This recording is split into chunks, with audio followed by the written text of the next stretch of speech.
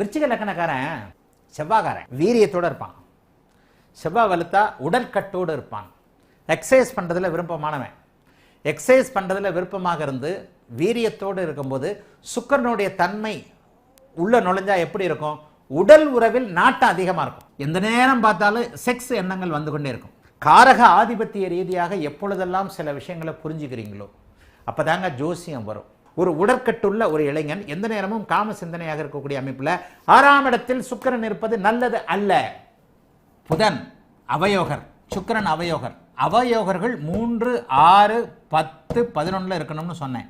அப்போ அவயோகர்கள் எங்கெங்கே இருக்கணுன்றதுல ஒவ்வொரு கிரகத்திற்கும் சில பல அமைப்புகள் இருக்கிறது. இப்போ இந்த இடத்துல பார்த்தீங்கன்னா சுக்கிரன் 3இல் இருக்கலாம். சுக்கிரன் 3இல் இருக்கலாம். ஏன்னா நான் ஏற்கனவே போன துலாத்தில் சொன்னேன், சரவீடு அவருக்கு பிடிச்ச அதிநட்பு வீடுன்னு. அப்போ சுக்கிரன் இந்த இடத்துல 3ஆம் இடத்துல இருக்கலாம்.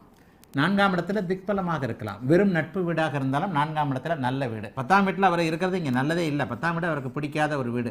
11ஆம் இடத்துல சுக்கிரன் அப்படியே சந்திர அதியோகத்தில் இருந்தால் நல்லது.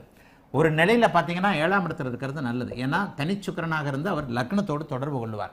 லக்னத்தை சுக்கிரன் தனித்து நின்று பார்ப்பது மிகப்பெரிய ராஜயோகத்தை கொடுக்கக்கூடிய ஒரு அமைப்பு. ஸ்தான பலத்தோடு இருக்கிறார். அதாவது இந்த 3, 4ஆம் இடங்களில் திக்பலத்திற்கு அருகில் இருப்பதும் இது ரெண்டும் ஒரே மாதிரி நிலைமை. இது ரெண்டுக்கும் நான் 60 மார்க் போடுவேன். இந்த இடத்துலையும் 60 மார்க், இந்த இடத்துல 40 மார்க். ஏன்? 3ஆம் இடம் திக்பலத்திற்கு அருகில் இருக்கிறது, நட்பு வீட்டில் இருக்கிறது, அதிநட்பு வீட்டில் இருக்குது. 4ஆம் இடம் திக்பலத்திலே இருக்கிறார், நட்பு வீட்டில் இருக்கிறார். 7ஆம் இடம் ஆட்சி வீட்டில் இருக்கிறார். ஆக இந்த அமைப்பு எல்லாம் அவருக்கு நல்ல அமைப்பு.